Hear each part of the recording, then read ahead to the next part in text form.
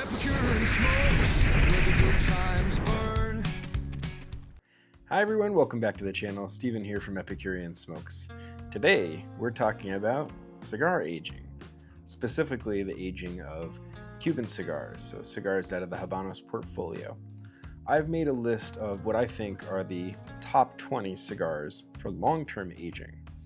We spend a lot of time talking about the amount of aging that's necessary before a cigar becomes optimum or enjoyable once rolled. This is one of the nuances of the Cuban cigar market specifically, is when you see the box date on the bottom of your Habanos boxes, they came off the rolling table and were boxed on that date.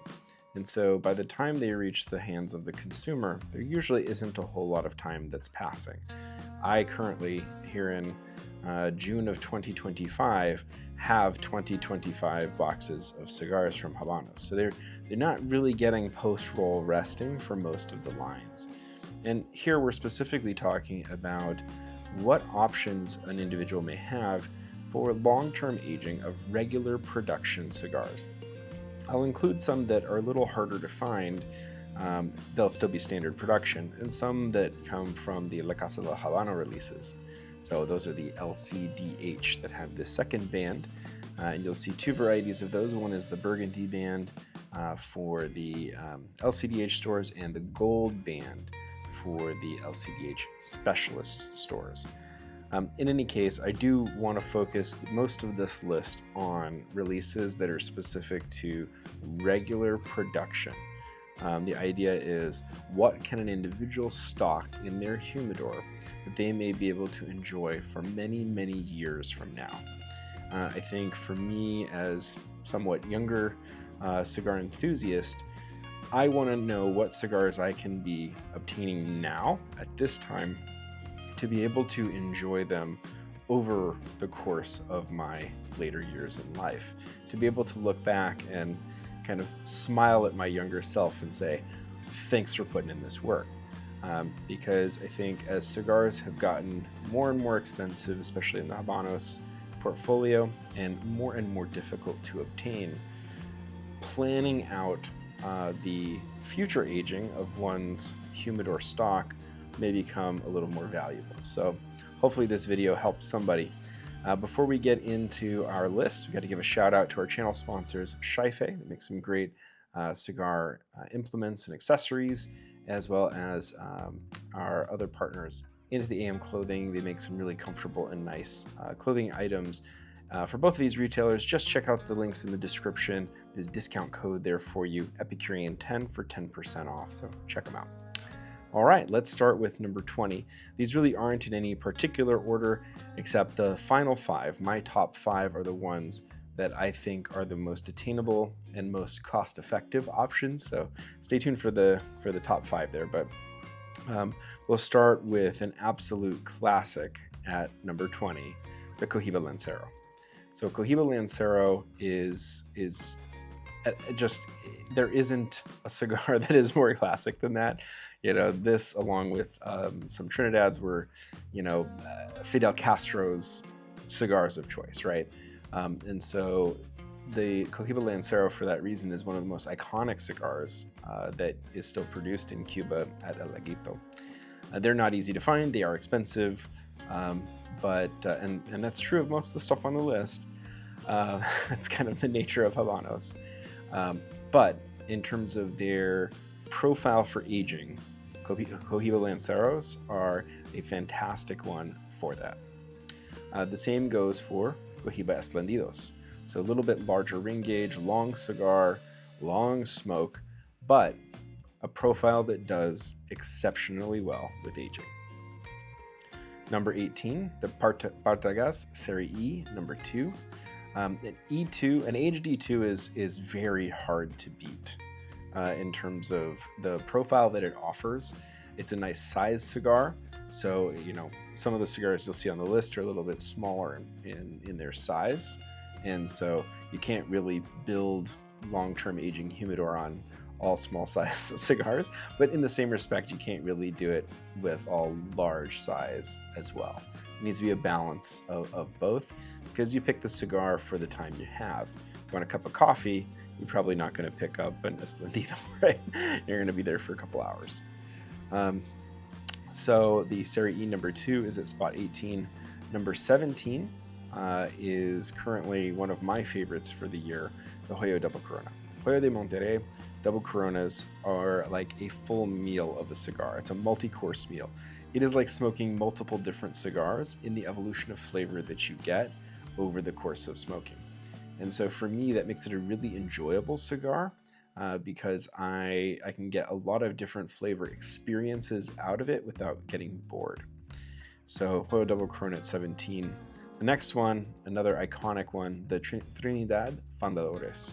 So Fundadores, they were the diplomatic gifts until the Cigar Aficionado article that came out in the late 90s. And so that particular article brought a lot of attention to this Trinidad brand. So the Fundadores is an expensive cigar. It's a hard to find cigar.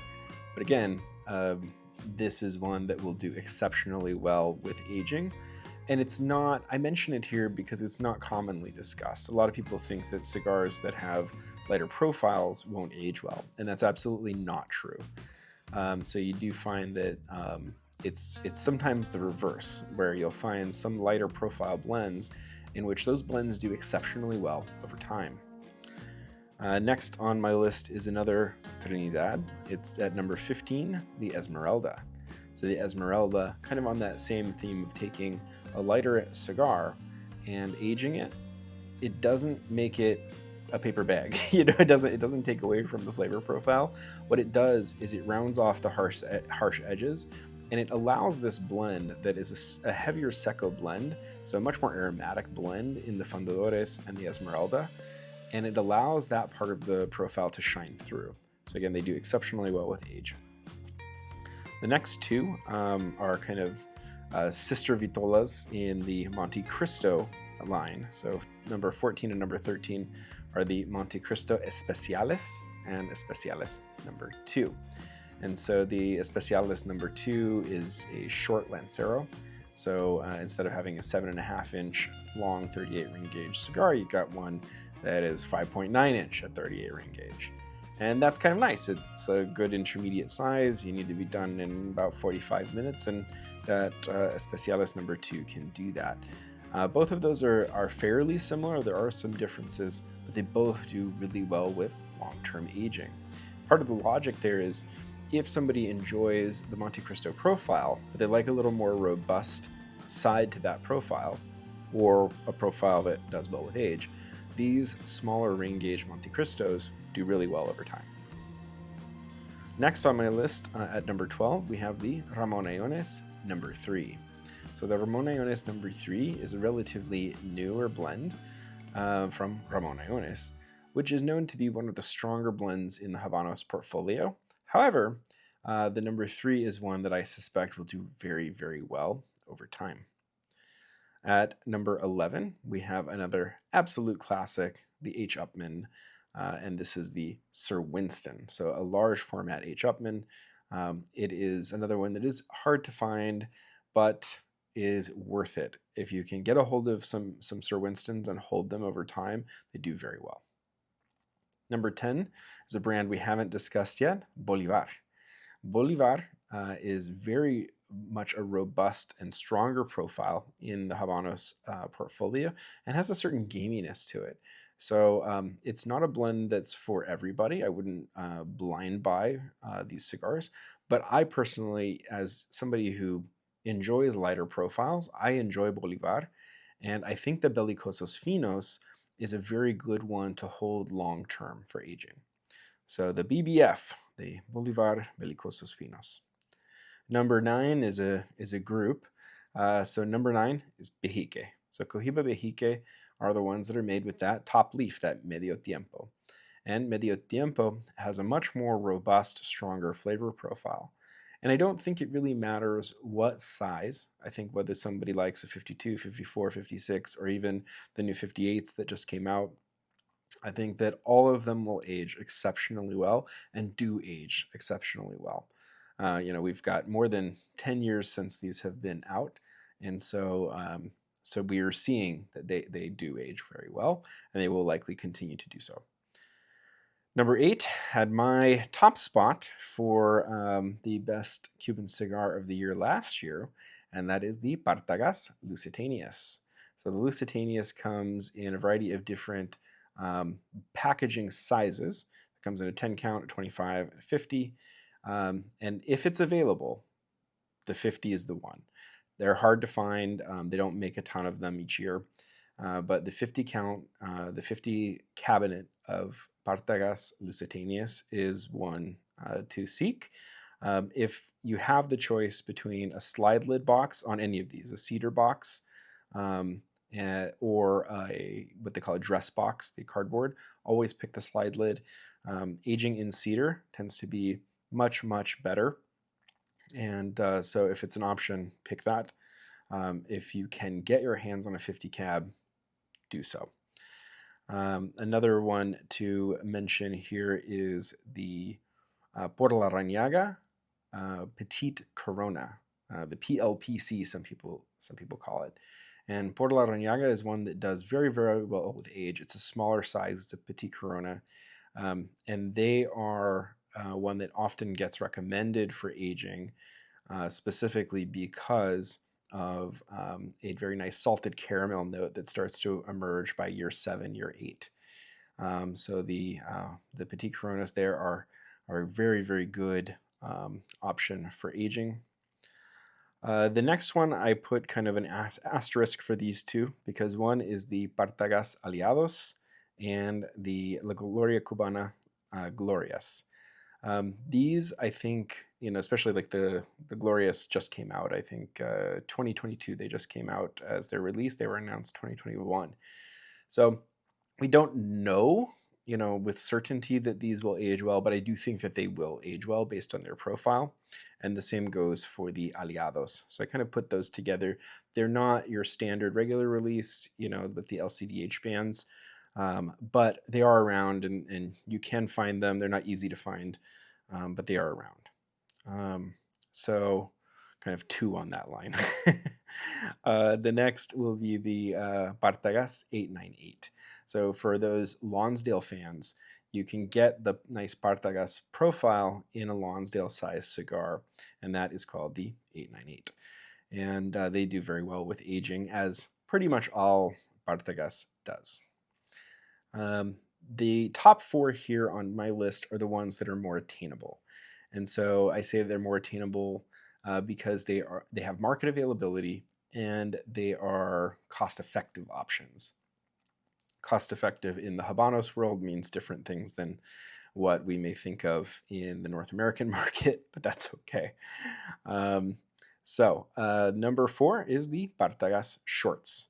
So these are a really nice small format cigar, a nice coffee smoke, and that's one of my favorite times to have a cigar is with a cup of coffee, and so all of these in the top 4 are that for me. They're an ideal for that. So the shorts are great. Partagas Serie D number 4, which is just a worldwide classic.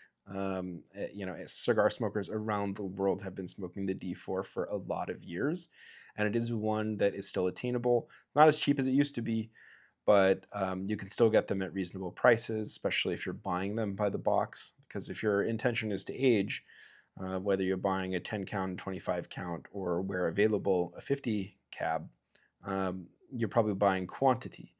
One of the nice things about buying quantity in Cuban cigars is being able to try them over the years. You buy a box, you try one, you let it sit for 6 months, try another. If you've got only a 10 count box, by the time you have been smoking that box over the course of about every 6 months to a year, you're going to be running out in just a few years. And so having the 25 count or the 50 cab really goes a long way in being able to see the evolution of a blend over a long period of time. Next on the list at number 2 is the Rafael Gonzalez Coronas de Lonsdales. And this one is a special cigar. I bought a box, it's been I think a couple years, and when I tried the first one out of the box, and I was not impressed with the blend. It was kind of an earthier, leathery type of blend, and it really didn't have the balance that I was hoping to find. I really love to find some nice cedar, some nuttiness, some sweetness to balance some of the earth and spice, and I just didn't find it. And I put the box away, and I kind of forgotten about it until I was at the lounge with my buddy Sal, and he mentioned that cigar and how much he enjoys it. And he's somebody I really value his opinion, and I said, well, if Sal thinks highly of this cigar, I better revisit this. And I brought the box out and I tried one, and man, was I pleased. With just a little bit of time, I think sitting on that box for about 6 to 12 months additional changed the cigar entirely. Really brought the sweetness around to balance the profile, and it has been a very enjoyable cigar, such that I'm like actively, buying more to make sure that I have enough stock for years to come. So Rafael Gonzalez Coronas de Lonsdale's. And the number one, I put this cigar at number one mainly because I think that it is a very versatile cigar, and it's popular for that reason. But this is a cigar that you can pair with coffee in the morning. You can have it after lunch. You can have it in the evening after dinner. It has enough strength to do that. The Ramon Allones Specially Selected, or RAS. Sometimes people will shorten it, but the Specially Selected is an absolutely special Cuban Robusto that is so versatile and enjoyable at any time of day. And I think that that is one that I personally like to keep in large quantity because it's not a long smoke. It's not a big time commitment to smoke it. You can smoke it any time of day. And they age exceptionally well. And while that's true of all of the ones on this list, I think that the Ramon Allones, especially in that format, it is the right size for the blend and for aging that blend. So that's my list of 20 plus some extras sprinkled in. Hopefully this helps someone who might be trying to plan their future collection or decide what cigars will age nicely long term. If you have any opinions about this, I would love to know them. So if you think that these are all wrong, let me know in the comments. Let me know what you think are some better choices. And additionally, if you think that these are right and you agree with these and you love some of these cigars, let me know that as well. So drop me a comment. I would love to talk more about this. As always, I appreciate you tuning into my reviews. Please don't forget to like, comment, share, and subscribe. Check us out on Facebook, Instagram, and Patreon as well. Consider joining that Patreon. We do all of the videos released as soon as I finish editing them, so you don't have to wait for these premieres. And we're going to start doing some giveaways. There's only a couple people in the Patreon right now, so it'll be a pretty silly giveaway just to do that for a couple. But I think that we're going to have to start at some point because, we got to reward our Patreon members for being members. So consider joining that so we can get some giveaways going for everybody who joins. Again, thank you. Bye. So till next time.